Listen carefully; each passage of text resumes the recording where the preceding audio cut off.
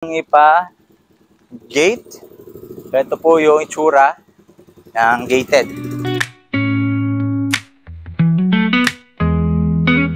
Ako si Kuya George, ahenteng lupa't bahay sa gitnang Luzon, Pampanga ang aking taglay.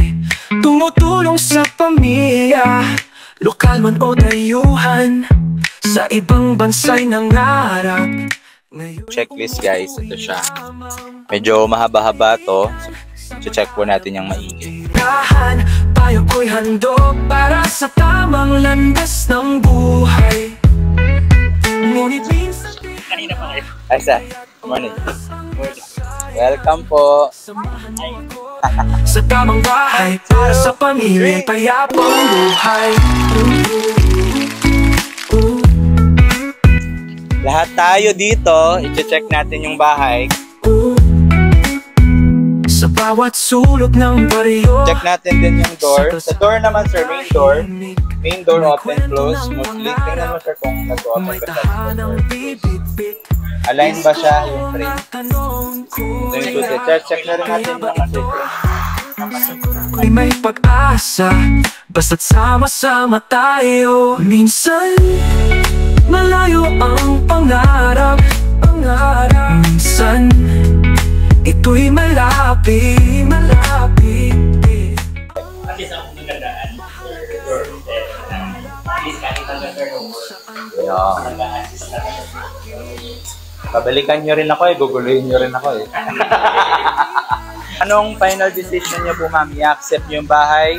Kasi for me, kailangan ma-check muna yung plumbing before pag-usapan ng client natin. Yan guys, yung recommendation natin, na-accept na ng client. So, after 1 week, babalikan natin yung unit.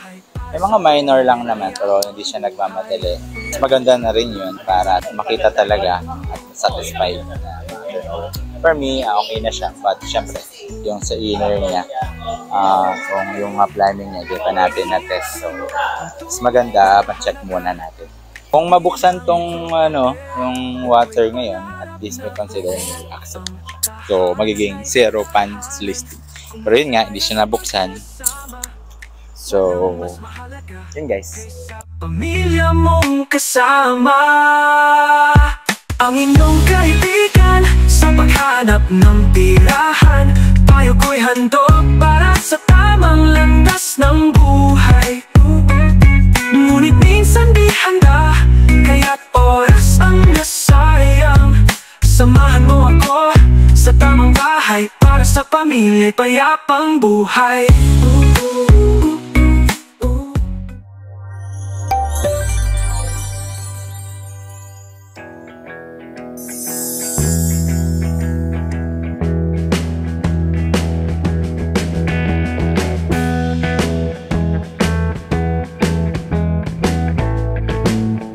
Hello, what's up mga kasanding? Kumusta po kayo? For today's vlog ay pupuntahan po natin yung client natin na magto-turnover ngayon sa Hamana Home. So kasama ko yung aking pinsan, magpipinsan, si Hi, I'm Amor. Amor and Dexter. So si Mama Amor, siya po yung mag-assist sa client natin na kumuha na dito ng Kanea model. Si Kanea guys, isa siyang triplex. So dati kasi nung kumuha yung client, wala pang model house. So ngayon, merong model house. Gusto na makita. Si Amor mag-document. So kami naman, si Sir Mark Christian, yan, tutulungan natin siya mag-punch list. Alright? So dito muna, i-drop ko lang saglit si Miss Amor. So Miss Amor, ikaw na bahala. Document mo lahat. Pakita natin sa kanila kung ano yung Kanea model na pinaka-affordable dito sa Hamana. Triplex po siya. I-drop na natin si Ate Amor. Ayun naman, hintayin natin yung client.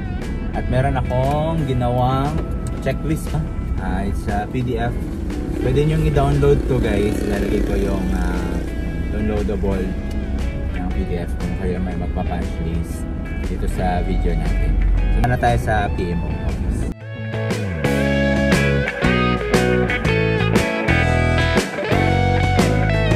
Alright guys, so pinapasok na tayo.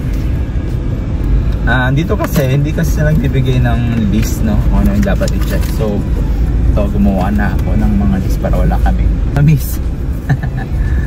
Okay, so, ayan. Hintayin lang natin siya dito. Okay, so nandito na tayo. Hintayin lang natin yung client natin. Morning. Hi! Hi, sir. Morning. Lang ganito eh. Kaya, ito. Para ma-double check talaga na po. Hello. Hi po. Yes, sir. Bali si Engineer Paul, sir, ang makakasama niyo. Okay, sige. Engineer Paul. Si Engineer Paul talaga. Sir Paul, si Sir Paul talagang ang sipag nito eh. Si Engineer Paul po, siya po yung mag-assist natin dito. Si sa Hamana po talaga siya. Direct. Si Sir Christian kasi medyo may in-assist din. Appear! Yay!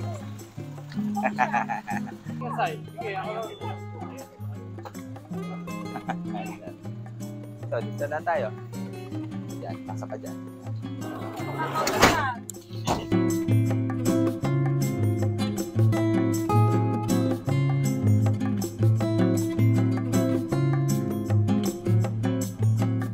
Nice. Mikot lang tayo kasi may barrier. Yan. Wow! Alright. 1, 2.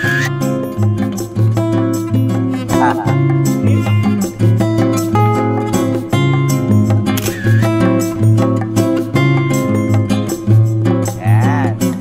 1, 2, 3. Yay! Lahat tayo dito, i-check natin yung bahay kasi kapag meron tayong nakitang hindi tayo satisfy, hindi natin siya i-accept. Ngayon, meron tayo dito checklist. Unahin muna natin yung sa labas. Check natin yung color ng kung meron bang natuklap. Mostly, actually maganda na to kasi nilagyan na nila ng mga gravite. No? Ito yung mark. Ayan, sir. Malaki pa, sir, di ba?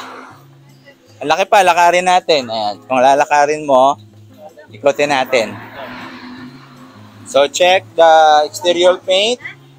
The hollow sound. Test may indicate for plastering. I-check natin yung kung mayroong mga hollow sound. Pero buhos naman to eh. Verify gate fence installation. Smooth hinge, proper locking. Okay naman yung pipe. Fire exit, sir. Pwede na siguro yan. Tatalon. Check the roof alignment. Check mo yung sir, roof alignment. Kung tama ba yung pagka-align. Okay, sa roof. Picturean natin yan, sir. Pa-picture ako dun, sir. Kasi dapat dito. Oo nga. So, gutter tawag dyan. So, yung gutter, X mo na, gutter. Faucet sa outdoor, sir. Dito pala yung faucet, sir, pero tayo na yung bibili nun eh. Kaya, Wala pa tayong tubig ngayon. bale, meron na, sir. Bale, ngayon sa labas, ay sa loob, matitest na natin yung Open mo na lang, sir. Slowly. Dito niya pinitawan nun.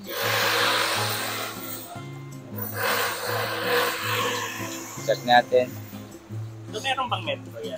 Yes, sir. Pagka-applyan natin yan sa move-in, pag naman natin yung move-in mo nun kasama ka naman nun.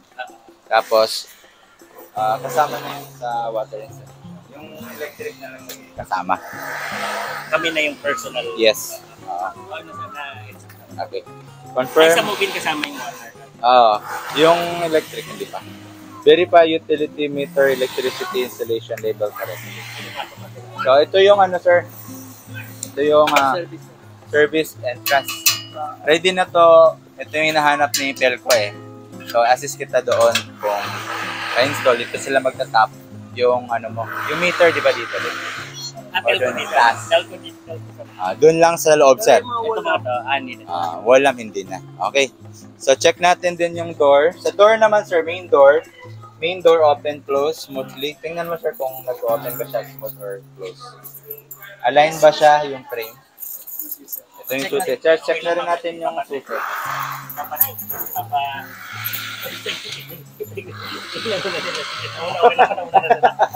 Back door. Okay lang yan. Same susi ba siya? Main door. Ayan, front door. Yan, okay. Tingnan mo yung frame mo na, sir. Ay, kasi meron. Okay. Mga slightly dent. Yung mga dent lang. Sabi, madali na lang. Hindi lang yung figura dyan. Window glass naman tayo, sir. Window. Check.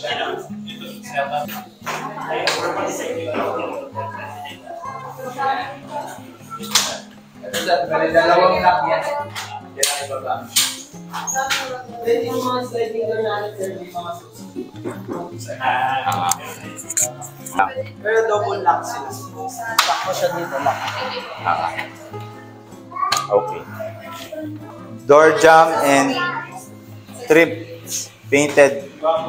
Ayun din, sir, yung door jamb. Check mo yung door jamb. Floor tile, sir. Tingnan nyo yung floor. Lilinisan naman yan pag after. Ceiling flat. Tingnan nyo yung ceiling. Okay naman. Walang cracks.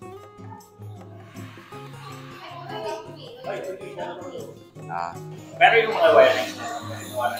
Yes po. Opo. Then ito po, sir, sa ano yan. Sindihan sa baba. Pwede ba tayo? Okay siya. All goods. Ngayon naman, check natin yung drainage niya. Ito yung drainage niya. Testing natin, sir. Wala tayong water. Galing sa client ko. Ayun na naman natin to. Close natin. Wala kasi tayong tubig, kaya magpipable test na. Yan, check na. Ay, perfect. Makikita natin naman. Yes, okay naman siya, sir. Wala. Okay, test. Mga breakers. May range, ref, CO, tsaka lightning. Then ito yung main. For second floor yan, sir. Breaker yung ECU sa bedroom 3, bedroom 2, bedroom 1, master bedroom. Then yung water heater sa CR. Then yung CO, and then lighting. Ano yan, sir? Countertops. For daanan lang ng table. Countertops, sir. Wala namang basag, no? Crack or stain, wala naman. Yung cabinet, sir. Yan, open natin. Ito yung lahat. Ito naman, cabinet properly aligned. Hindi siya pwede. Exhaust fan ventilation. Air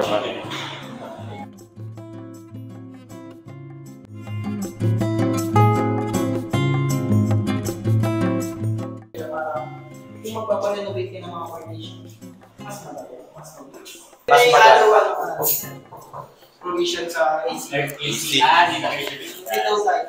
Hindi lang siya binutas. Pero pwede kayo pa palagay kung halimbawa. Opo, window type.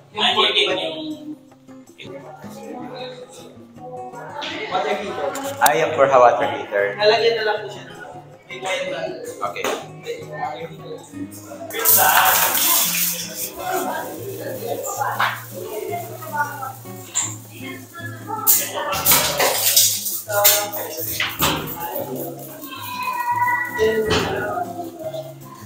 Ayun.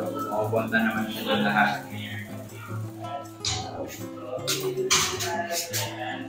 Yan, thank you.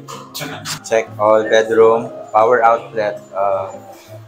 Na-switch siya, sir. Na-chest mo na to. Opo. Yan, okay naman.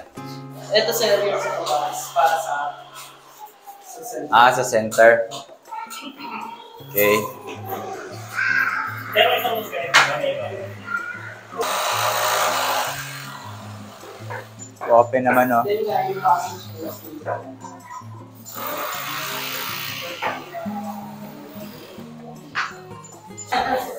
Okay naman siya. Okay naman.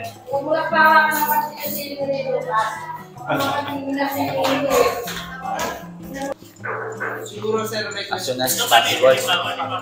pinirmahan na talaga nila. Meron kami mga nakita. yes.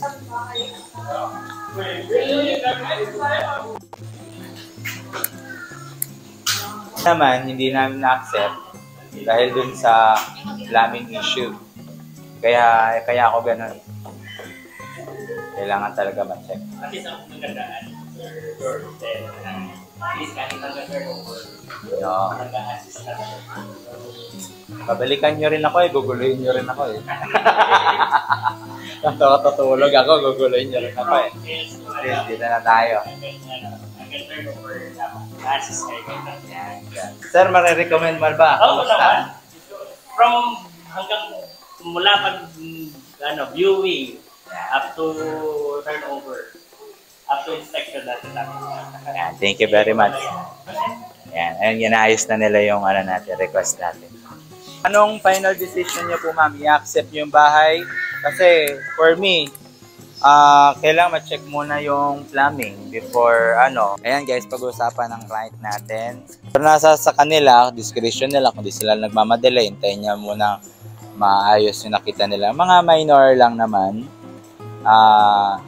na mga inaayusin. Matetest pa natin yung water. Ngayon? Hindi ngayon. Di ba? May mga minor galing things. So, di ba, ayusin mo na nila. So, pwedeng ba natin? Meron silang for testing na water. Kaso sir, ba't walang tubig ngayon? Baka pwedeng tawagan sila. Sinawagan ko na si Sir Christian. Ano sabi? Try niya daw pabuksan. Oo nga. Hindi Baka ko kaya kung ngayon. hindi naman kaya kasi di ba meron yung mga minor.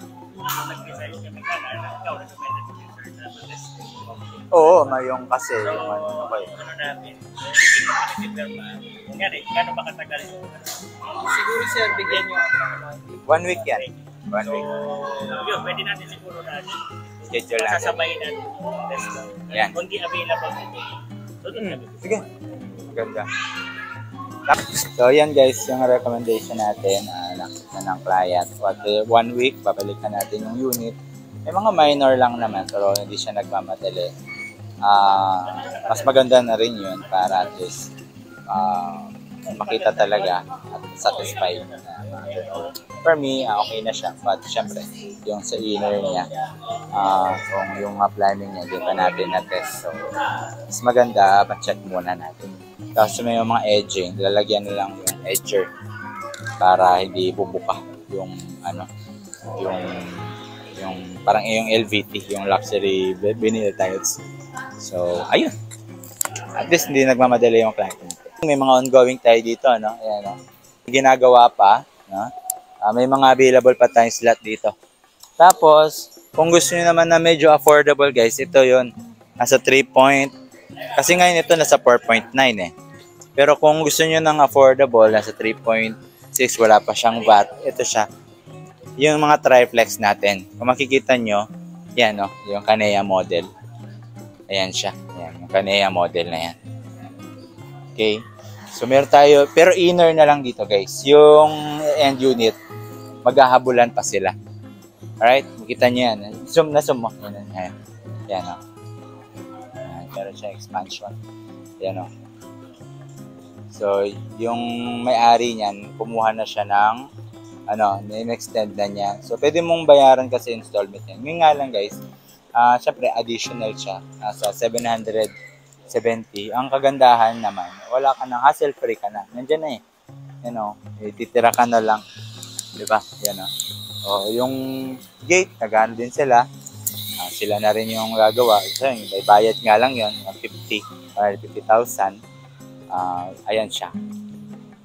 Pagka, halimbawa, gusto nyo i-expand. Ito, tingnan nyo to. I-expand na niya yung kanyang unit. Yeah. Naman yung pwede nilang gawin sa unit nila. Meron siyang expanded. Check natin kung nagustuhan nila.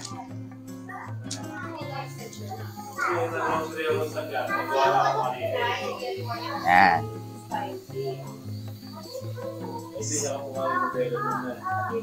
Expand, naka-extend na to. Pati itong, dito yung kitchen eh. Ngayon, pinushback na siya dito.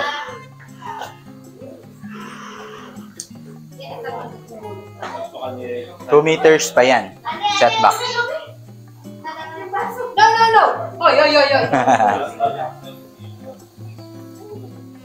Tapos na naman yung bedroom. Expanded. Tapos, kung gusto naman nilang pag-gate, ito yung pag-gate natin.